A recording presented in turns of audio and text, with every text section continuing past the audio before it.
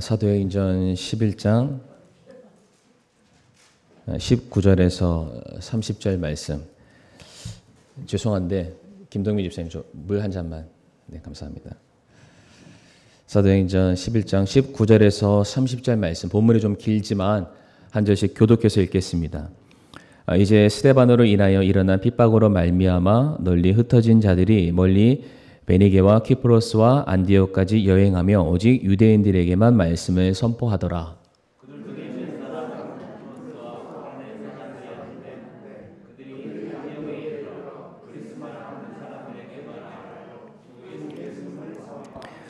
주의 손이 그들과 함께함으로 많은 수의 사람들이 믿고 주께로 돌아오더라.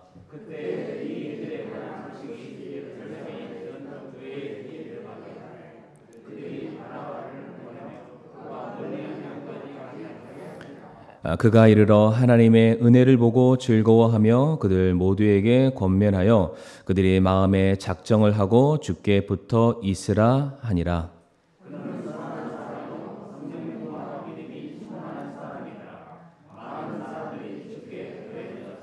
그때 바나바가 사울을 찾으러 다소로 떠나서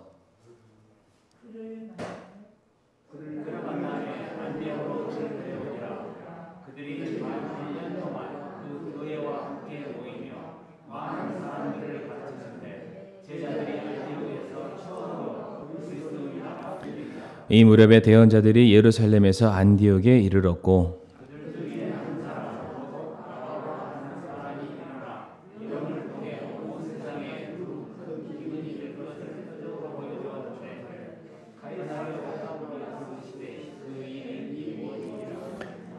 이에 제자들이 저마다 자기 능력대로 유대에 거하던 형제들에게 구호금을 보내기로 결정하고 또 그것을 실행하여 구호금을 바나바와 사울의 손에 맡겨 장로들에게 보내니라. 아멘. 자리에 앉으시겠습니다.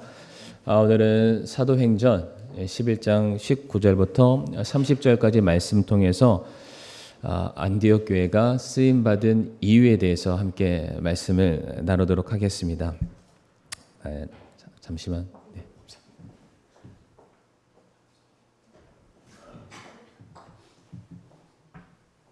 미리 준비했어야 되는데 죄송합니다. 오늘 이 시간은 우리가 이제 그동안 계속해서 진행되었었던 우리 사도행전 시리즈 말씀을 계속해서 나누도록 하겠습니다. 성도님들 사도행전 말씀 다 기억나시죠? 네, 기억나실 거라고 믿고요. 우리 지난 시간에는 안디옥 교회가 세워진 배경, 탄생한 배경에 대해서 배웠다면은 이 시간에는 안디옥 교회가 어떻게 쓰임을 받게 되었는가에 대해서 우리가 살펴볼 텐데 원래는 오늘 설교가 주제가 원래 한 3가지 정도로 나누려 했습니다. 근데 그 중에 핵심되는 또 다른 주제는 하나를 떼서 다음 주에 설교할 예정이고 오늘은 2가지만 함께 나누도록 하겠습니다. 안디옥 교회는 우리가 살펴봤던 것처럼 로마 제국 산하에 첫 번째로는 로마가 가장 큰 도시였고요. 그 다음에는 알렉산드리아가 그 다음으로 큰 도시였고 세 번째로 큰 도시가 바로 안디옥이었습니다. 바로 이 대도시와 같은 곳에 복음의 씨앗이 뿌려지게 되었을 때에 교회가 이제 급성장을 하게 됩니다. 보통은 뭔가가 뻥튀기 튀기는 것처럼 갑자기 커지게 되면은 이제 내실이 많이 부족하거나 많이 흔들릴 수 있는데 안디옥 교회의 경우에는 안과 밖이 튼튼한 교회로서 당대에 주님의 손에 붙들리는 아주 귀한 교회가 됩니다. 대표적으로 안디옥 교회의 경우에는 이방 선교 사역을 위한 전초 기지의 역할을 감당하기까지 합니다. 이따가도 설명드리겠지만은 이제 태어난 지 채 1년도 안 되는 교회, 그러한 교회, 마치 어린아이와 같은 그런 교회임에도 불구하고 세계 선교를 위해서 어떻게 이렇게 귀하게 쓰임을 받게 되었던 것인가, 왜 교회에 계속해서 수많은 사람들이 모이게 되었던 것이고 세계 선교에 이바지하는 교두보의 역할을 안디옥 교회가 감당할 수 있는지 그 이유를 2가지를 통해서 이 시간 함께 살펴보기를 원하는데요. 첫 번째, 안디옥 교회가 쓰임 받게 되었던 첫 번째 이유는 바로 전도의 틀을 확장하는 교회였기 때문입니다. 전도의 틀을 확장했기 때문에 하나님께서 안디옥 교회를 귀하게 사용을 하시게 되었다. 19절 말씀 성도님들 눈으로 한번 본문을 보시게 되면은 이 안디옥 교회가 세워지게 된 배경을 19절에 이렇게 설명을 하죠. 이제 스데반으로 인하여 일어난 핍박으로 말미암아 널리 흩어진 자들이 그들이 결국에는 안디옥에 도착하게 되었고 그곳에 복음을 전하게 되었을 때에 안디옥의 교회가 세워지게 된 것입니다. 초대교회 최초의 순교자였던 스데반 집사의 죽음 이후에 예루살렘 교회를 향한 핍박이 끊이지 않았습니다. 더 이상 예루살렘이라는 그 장소 안에 머물 수 없었던 수많은 성도들이 이제 흩어지게 되죠. 그런데 이렇게 흩어짐을 당하게 되었던 성도들이 멀리 떠나면서 자기 살 궁리만 하지 않습니다. 자기의 정체성을 숨기지 않고요. 그들이 가는 곳곳마다 주 예수 그리스도의 십자가의 복음을 증거하게 됩니다. 우리가 그 대표적인 인물로서 빌립 집사를 우리가 살펴보게 되었었는데 빌립 집사의 경우에는 사마리아나 가이사랴 그가 가는 곳곳마다 만나는 모든 사람들에게 복음을 전하였습니다. 뿐만 아니라 베드로 사도 역시 빌립 집사의 발자취를 쫓아서 그 역시 예루살렘을 벗어나서 주님을 영접하고 받아들인 수많은 사람들을 또한 말씀으로 가르치고 권면하고 세우는 사역에 전념을 하게 됩니다. 흩어진 많은 사람들이 세계 도처로 향해서 복음을 전했지만 그럼에도 불구하고 그들의 문제점이 무엇이었냐면은 그들이 복음을 전하는 대상이 유대인이라는 어떠한 특정한 자기 친족과 이웃들에게만 국한되었다라는 것입니다. 그래서 하나님께서는 그와 같은 그들의 사역의 틀을 깨워주시기 위해서 모든 복음의 대표가 될 수 있는 베드로에게 보자기 환상을 보여주시게 됩니다. 그러니까 사람이 선하다라고 규정 지을 수 없다. 하나님께서 모든 것을 다 깨끗하게 하셨고 주님께서 원하시는 것은 예수 그리스도로 말미암은 십자가의 복음이 천하 만민에게 전달되는 것이니 너희는 가서 복음을 전해라. 사람을 따지지 말아라.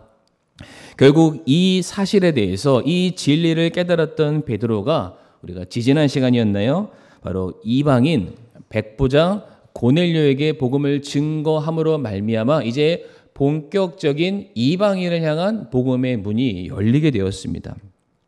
이렇게 이방을 향한 복음의 문이 열리게 됨을 알았던 흩어짐을 당했던 예루살렘 교회의 성도들이 이제 유대라는 한계를 벗어나서 그래 이제 주님께서 우리에게 명령하신 바가 있으니까 우리가 가는 곳곳마다 복음을 전하자. 물론 흩어짐을 당했던 성도들이 사마리아를 갔고 가이사랴를 향해 갔지만은 실제로 그 바운더리는 여전히 유대인, 유대 땅 안에 속하는 그런 장소였습니다. 그러나 드디어 그들이 오늘 본문에 어디까지 이르게 되냐면은 안디옥이라는 곳에 도착을 하게 됩니다. 이방 땅이죠. 전혀 그들의 근거지를 찾을 수 없는 낯설고 물서른 땅으로 그들이 가게 되는데 그곳에서 흩어짐을 당했던 성도들이 열심히 복음을 전합니다.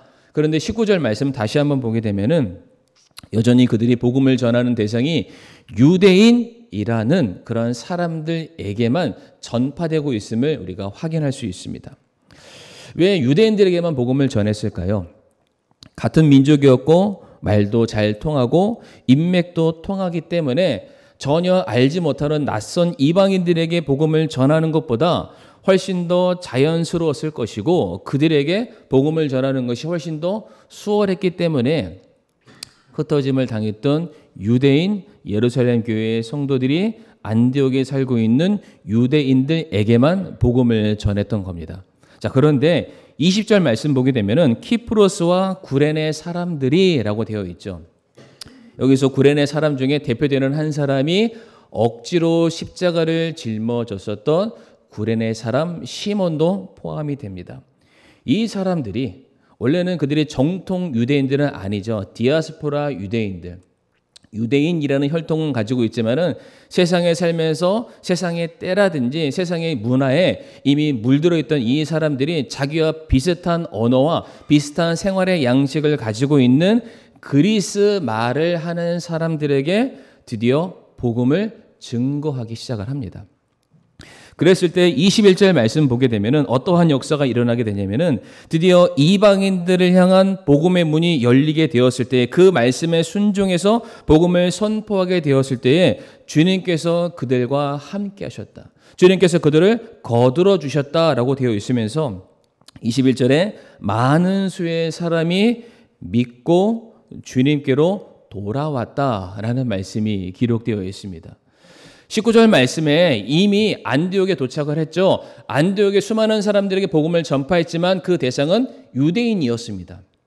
그들에게 복음을 전했을 때에는 많은 사람들의 수가 돌아왔다라는 말씀은 없죠. 그런데 20절과 21절 말씀 보게 되면은 그 안디옥에 살고 있는 유대인을 제외한 이방인들을 향해서도 복음을 증거하기 시작했을 때에 주님께서 복음을 선포하는 하나님의 백성들의 입술에 능력을 허락해 주셨고, 입술에 능력만 주신 것이 아니라 뿌려졌던 복음의 씨앗이 열매를 맺어서 엄청나게 많은 수의 영혼들을 거둬오게 되었다라고 성경은 말하고 있습니다.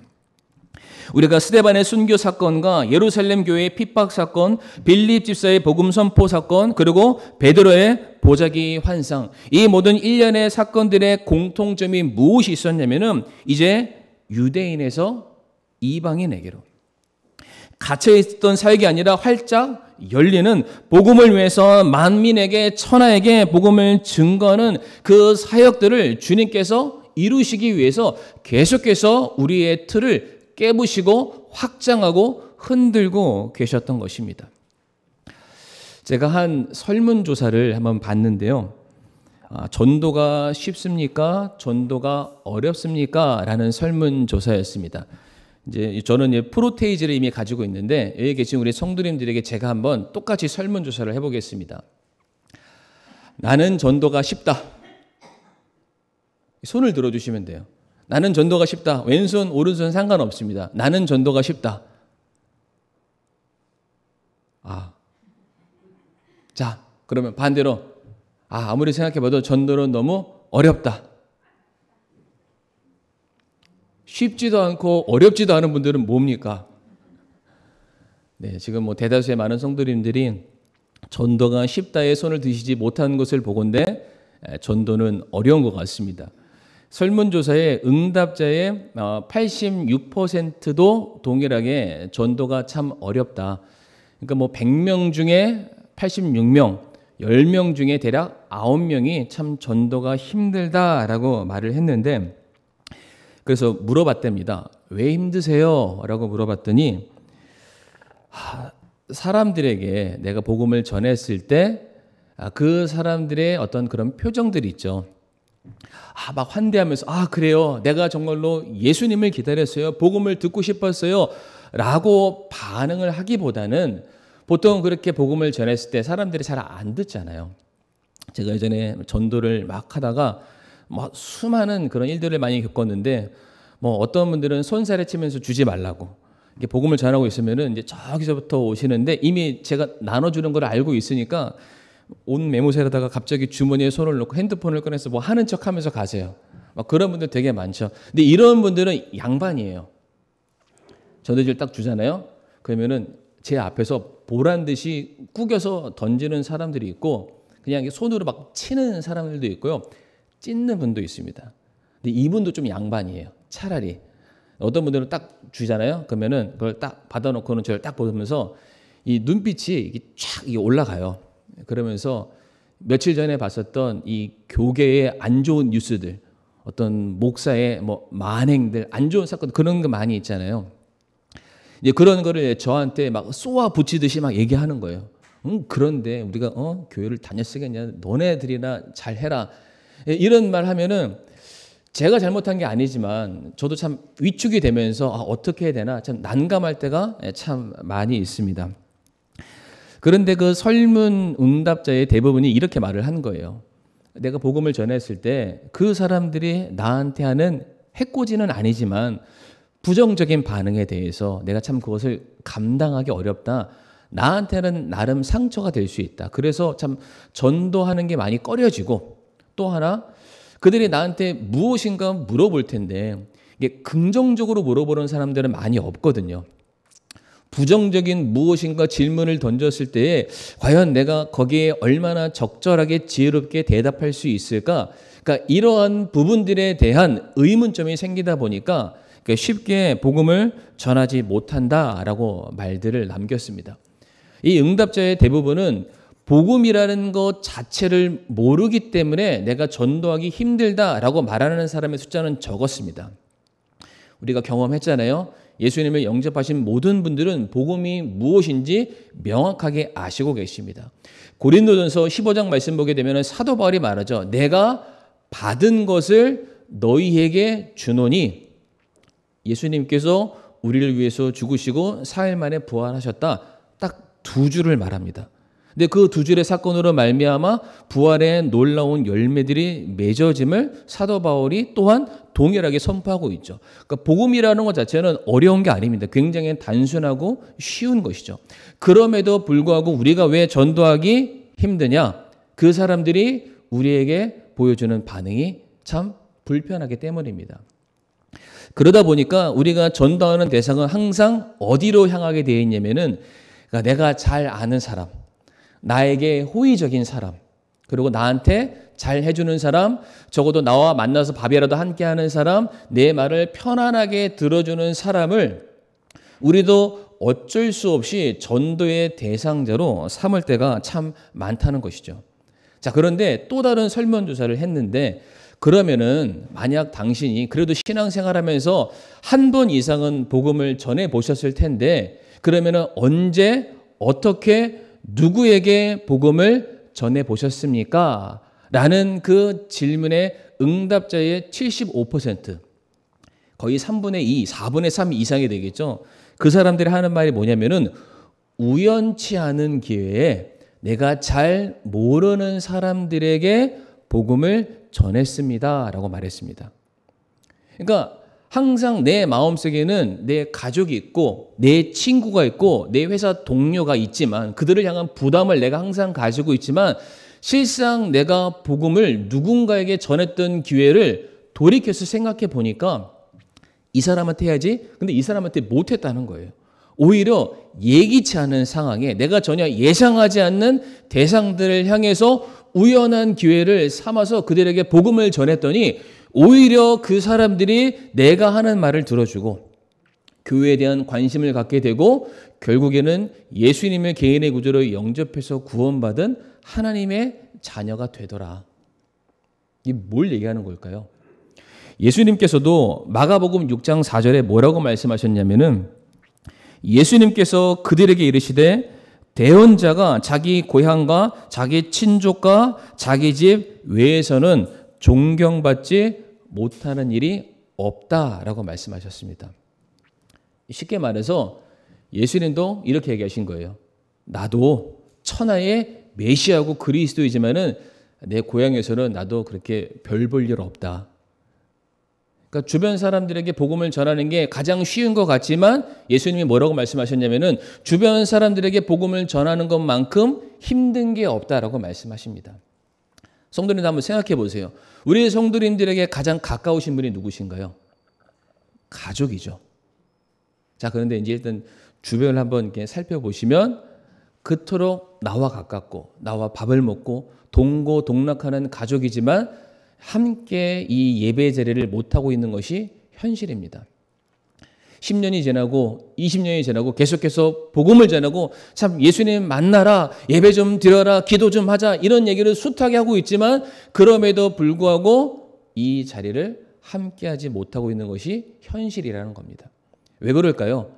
우리의 민낯을 너무나도 잘 알기 때문은 아닌가 생각을 해보기도 합니다. 결과적으로 우리가 내 주변의 사람들에게 복음을 전하는 것이 편하기 때문에 내 주변의 사람들에게만 복음을 전한다. 이것은 우리가 가장 힘든 전도의 방법을 선택하는 것인지도 모르겠습니다.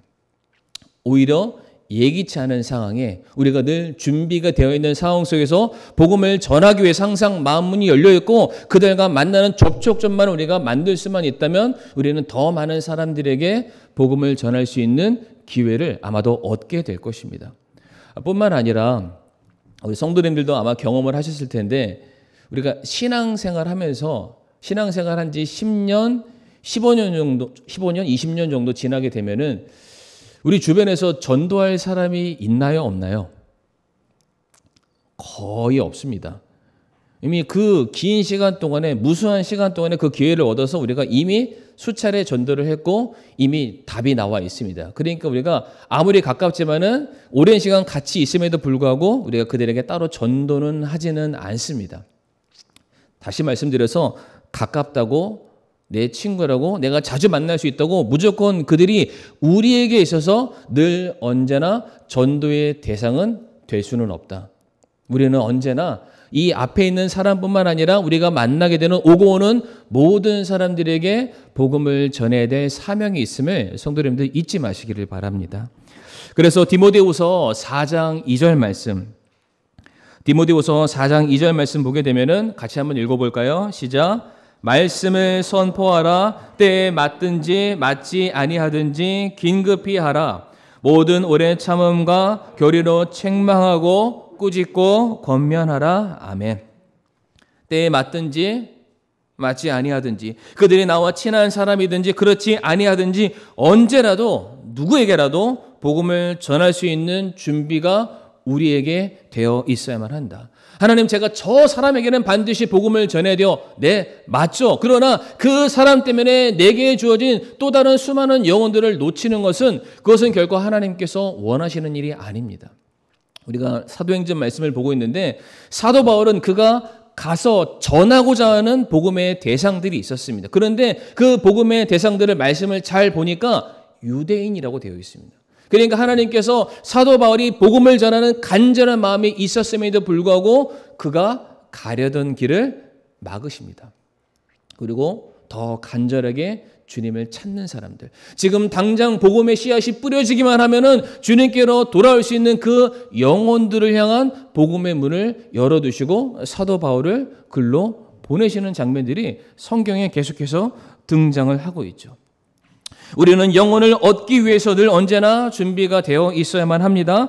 긴급히 간절하게 하나님께서 우리에게 맡겨주신 영혼을 주님의 품으로 인도하기 위해서, 그들을 진리로 우리가 인도하기 위해서 우리는 늘 언제나 깨어 있어서 우리 주변에 있는 모든 사람들에게, 그리고 지나가는 우리가 알지 못하는 모든 사람들에게도 복음을 전할 준비가 되어 있어야만 합니다.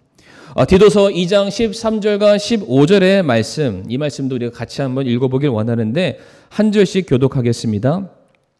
저 복된 소망과 위대하신 하나님, 곧 우리의 구원자 예수 그리스도의 영광스러운 나타나심을 기다리게 하셨느니라.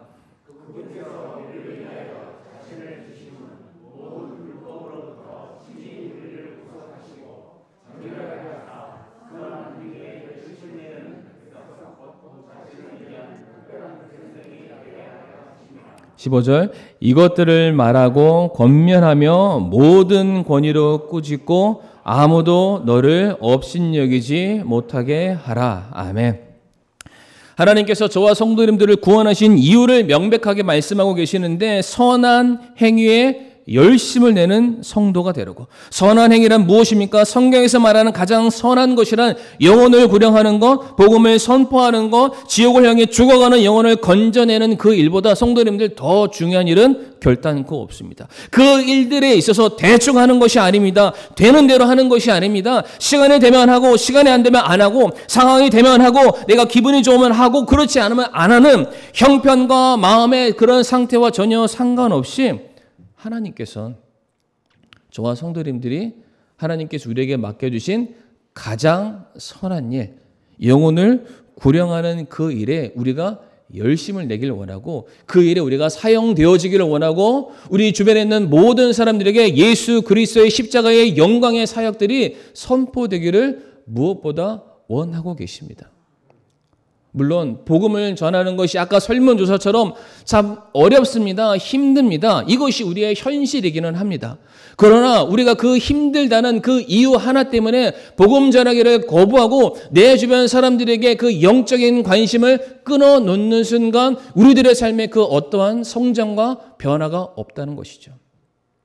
이 유대인들도 안디옥에 갔을 때 편하게 사역을 하려다가 드디어 주님께서 그들의 생각의 틀을 깨어주셔서 아니 이 무저러기 같은 대상들이 과연 내가 예수 그리스도를 전파한다고 이해는 할까? 알아는 들을까? 돌아올까? 이런 거 고민하지 마시고 그들에게 복음을 증거하기 시작했을 때에 주의 손이 주의 능력이 그 성도들과 함께하게 되었고 허다하게 많은 숫자가 교회에 더해지게 되었다.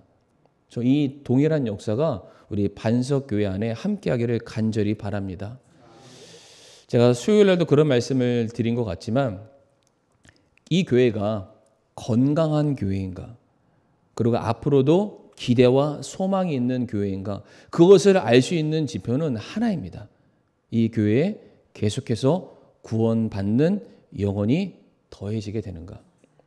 그러니까 더해져서 여기서 침례받고 제자로 성장하는 것도 너무 좋고 그렇지 않는다 할지라도 우리 성도님들 한 분 한 분을 통해서 계속해서 영혼들이 주님을 만나고 거듭나고 구령하는 그런 역사가 있기를 원합니다.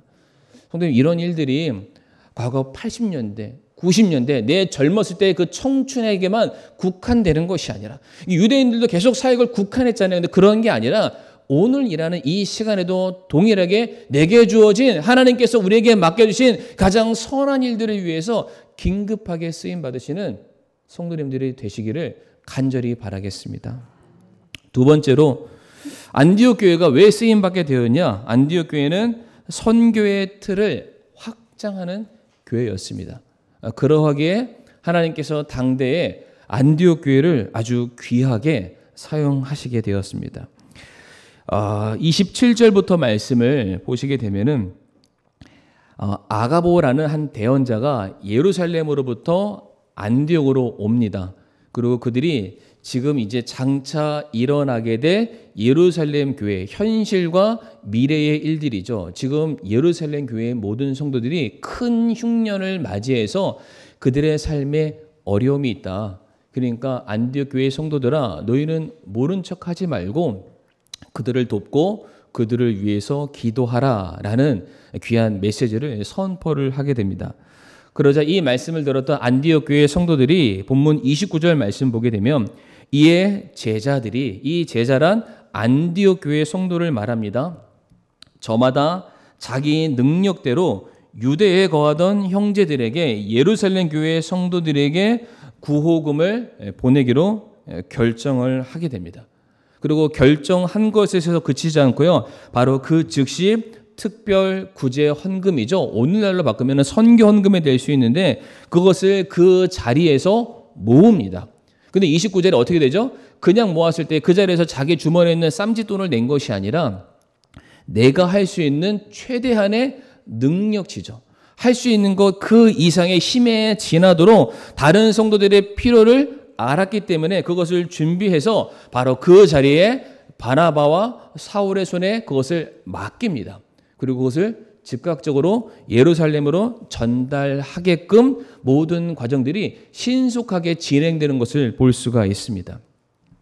지금 안디옥 교회가 예루살렘 교회를 돕고 있습니다. 근데 안디옥 교회는 오늘날로 따지면은 예루살렘 교회에서 개척 파송한 교회죠. 어머니 모태가 됐다면은 아이에 불과합니다.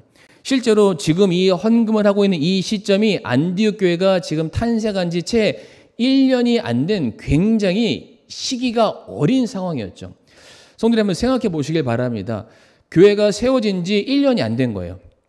그런데 그 교회가 개척교회인 거죠. 개척교회 현실들이 어렵다는 걸 다 아시죠? 그런데 그 교회를 향해서 모 교회의 어렵다는 형편을 들었을 때 과연 이 조그만한 개척교회가 모 교회를 도울 만한 형편이 됐을까? 아직까지 안디옥 교회 수많은 사람들이 오긴 했지만 이 사람들은 아직 말씀으로는 제대로 양육을 받지 않은 상황입니다. 특별히 이제 교회에서 우리가 성경 교리나 여러 가지 훈련 프로그램을 통해서 말씀을 배우잖아요. 그런데 많고 많은 것 중에서 제일 가르치기 힘들고 설득하기 어려운 것 중에 하나 주제가 뭐냐면은 헌금이라는 주제입니다. 헌금. 과연 얼마큼까지 하는 게 맞고 왜 해야 되고 내 것을 기꺼이 드리게끔 가르치고 그 정도의 믿음이 자라는 데는 굉장히 많은 시간들이 필요합니다. 근데 시기상으로 1년에 채 안 된 교회에게 헌금을 강요한다? 이건 쉬운 일이 아니죠. 그리고 지금 안디옥 교회는 디아스포라 유대인, 흩어짐을 당했던 성도들이 거기에 지금 자리를 잡고 있습니다. 고향 땅에서 내쫓김을 당한 거예요. 그래서 안디옥에 정착을 했습니다. 이민을 간 거죠. 그러니까 자기의 모든 근거라고 될 수 있는 거는 다 예루살렘이 있고 여기에는 몸뚱아리 하나, 이민 가방 하나 메고 온 사람들에게 또다시 필요가 있으니까 도와달라. 형편이 넉넉지 않았을 겁니다. 뿐만 아니라 당시 안디옥은 유대인들의 입장에서는 이방인들이죠. 유대인들은 이방인들을 개, 돼지, 짐승 취급을 했습니다. 이방인들은 유대인들이 자신들을 그렇게 바라보고 있다는 거 이미 알고 있어요. 그러니까 그들을 향해서 좋지 못한 이미 시선을 가지고 있는 상황이겠죠. 그럼에도 불구하고 안디옥 교회는 그러한 모든 여러 가지 환경, 조건들 아랑곳하지 않고 그들이 할 수 있는 한 최선의 것을 베푸는 모습을 오늘 본문에서 보여주고 있습니다. 근데 중요한 것은 이 사건으로 말미암아 드디어 안디옥 교회가 밖으로 베푸는 교회, 자기들만 쓰고 누리는 교회가 아니라 밖으로 베푸는 교회, 다른 교회의 필요들을 돌아볼 줄 아는 교회가 되었기 때문에 이제 하나님께서 안디옥 교회를 세계 도처에 복음이 선포되는 선교의 전초기지, 선교의 교두보로 하나님께서 안디옥 교회를 들어 사용하시게 되었다. 성도님들, 예루살렘 교회가 사도행전 8장에 커다란 핍박이 있었다. 아니 이거보다 더 큰 핍박이 있을까 하는 커다란 핍박이 예루살렘 교회에 임하게 되었는데 왜 예루살렘 교회에 핍박이 임했습니까? 그들이 가지고 있는 은혜를 밖으로 흘러내지 않았기 때문에 하나님께서는 그 은혜의 물꼬를 흐르게 하시기 위해서 그들의 성벽과 그 울타리를 억지로 뜯어내신 겁니다. 그래서 결국에는 흘러내리기 시작했는데 아이러니하게도 이 예루살렘 교회가 그렇게 커지기까지 사도행전 2장으로 다시 거슬러 올라가면은 예루살렘 교회 수많은 사람들이 베드로 사도의 말씀을 듣고 말씀을 들을 때마다 3,000명, 5,000명 수많은 사람들이 모이기 시작하면서 교회가 교회다운 모습을 갖춰가기 시작합니다. 그런데 그렇게 수많은 성도들이 교회에 모였을 때 하는 일이 뭐였습니까? 자기의 것을 내어놓고 다른 사람들의 필요를 채워주기 시작했다. 떡을 떼었다. 나누었다. 내 것이라고 주장하지 않았다. 이것이 사도행전 2장 40절 이후에 기록되어 있는 내용들이죠. 그렇게 베푸는 교회, 남들을 돌아볼 줄 아는 교회, 자기의 모든 필요들을 남들을 세운 일에 기꺼이 사도들의 발 앞에 내려놓을 줄 아는 교회였기 때문에 세상 많은 사람들이 예루살렘 교회를 보면서 그 교회를 향해서 호의적이었다라고 말하고 있습니다. 그리고 하나님께서도 예루살렘 교회에 날마다 구원받아야 될 사람을 계속해서 더하셨다. 영혼의 귀중함을 알고 그 귀중함을 얻기 위해서 자신의 가진 것을 기꺼이 내어놓을 줄 알고 예수 그리스도의 십자가의 그 사역을 자신의 삶을 통해서 기꺼이 헌신과 희생으로 보여주었던 이 안디옥 교회, 이 안디옥 교회를 향해서 오늘 본문 21절에서도 주님께서 많은 사람들을 그들에게 더해 주셨다라고 말씀하고 있다는 겁니다. 고린도후서 6장 1절부터 2절까지 말씀 우리 같이 한번 읽어보도록 하겠습니다. 고린도후서 6장 1절에서 2절 말씀 시작. 그런즉 우리가 그분과 함께 일하는 일꾼으로서 너희에게도 간청하노니 너희는 하나님의 은혜를 헛되이 받지 말라. 그분께서 이르시되 받아주는 때에 내가 내 말을 들었고 구원의 날에 내가 너를 구조하였노라 하시나니 보라 지금이 받아주시는 때요 보라 지금이 구원의 날이로다. 아멘. 우리 성도님들이 이스라엘 백성들이 이집트에서 탈출하기 전에 주님 저를 좀 구원해 주세요. 주님 이 지옥과도 같은 이 풀무불과도 같은 이곳에서 나를 건져주세요 라는 부르짖음을 하나님께서는 외면하지 않으셨습니다. 그것을 들으시고 즉각적으로 나와 같은 대언자인 모세를 보내서 이스라엘 백성들을 건져내셨죠. 하나님께서 이스라엘 백성들의 간절한 부르짐을 들으셨을 때 나 좀 다른 계획이 있으니까 다음에 내가 좀 시간이 되면은 그때 건져줄게 이렇게 말씀하지 않으셨습니다. 그들의 부르짖음과 동시에 하나님께서는 그들을 건져내 주셨죠. 오늘 말씀에서도 동일하게 너희가 받은 은혜를 헛되이 받지 말아라. 지금 너희가 간절히 주님 찾게 되었을 때에 은혜의 복음이 주님의 능력의 손길이 너희를 즉각적으로 붙들어 주셨던 것처럼 지금 누군가 간절히 주님의 은혜와 사랑을 필요로 하는 사람들이 있다. 우리가 그 사람들에게 지금 우리가 그들을 도와야 되고 지금 우리가 그들을 찾아가야 되고 우리가 지금 그들을 주님께로 인도하는 일에 우리가 쓰임을 받아야만 한다. 성도님들, 역사와 전통으로 보건대 예루살렘 교회가 더 큰 교회고 그리고 더 규모가 있는 교회고 더 많은 사람들이 있는 교회이겠죠. 그러나 실질적인 사역의 모습들을 놓고 보건대 더 많은 교회를 파송한 교회, 더 많은 교회를 잉태하고 낳고 세운 교회는 어느 교회냐면은 안디옥 교회였습니다. 오히려 안디옥 교회가 더 큰 교회, 더 위대한 사역을 감당했던 교회였다라는 차원에서 선교의 틀을 확장하기 시작했을 때에 그 교회가 더욱더 크게 사용되어졌다는 사실을 우리가 결코 간과해서는 안 될 것입니다. 선교의 아버지라고 불리는 윌리엄 캐리라는 분이 계십니다. 윌리엄 캐리 분이 목사님께서 이런 말씀을 남기셨는데요. 저는 이 말에 참 도전을 받습니다. 영어에 도전을 받은 게 아니라 해석한 거에 대해 도전을 받았는데요. 일단 영어로 한번 읽어보겠습니다. I will go down into the pit. 내가 저 구덩이로 들어갈 예정이다. 내가 들어가기를 원한다. 그런데 전제 조건이 있죠. If you will hold the ropes라고 되어 있습니다. 그러니까 네가 그 줄만 꽉 붙잡아주고만 있다면 우리 뭐 산악하고 어디 들어갈 때 여기다가 안정 장비를 하고 딱 줄을 딱 매달잖아요. 그리고 어디다 걸쳐 놓든지 누가 붙잡아두든지 그 의지에서 밑으로 이렇게 내려가잖아요. 윌리엄 캐리 선교사님이 그러셨대요. 내가 저 구덩이 같은 지옥 같은 저곳에서 내일을 소망하지 못하고 죽어가는 저 영혼들을 위해서 내가 저 세상을 향해서 내가 나아가기를 원한다. 내가 나아가겠다. 너희들 보고 가라고 말하지 않겠다. 내가 갈 테니까 부탁하는 것은 너희들 내 몸에 달려있는 이 줄을 놓지 말아라. 이 줄이 뭘까요, 성도님들? 기도가 되겠죠. 이 줄이 뭘까요? 물질적인 후원이 될 수 있습니다. 그 줄만 붙들어 준다면, 그 줄만 튼튼하게 내 몸에 메어만 준다면 그냥 들어가는 게 중요하지 않아요. 내가 번지 점프라도 해가지고 가서 그들을 건져 오겠다. 그런 말을 남겼습니다.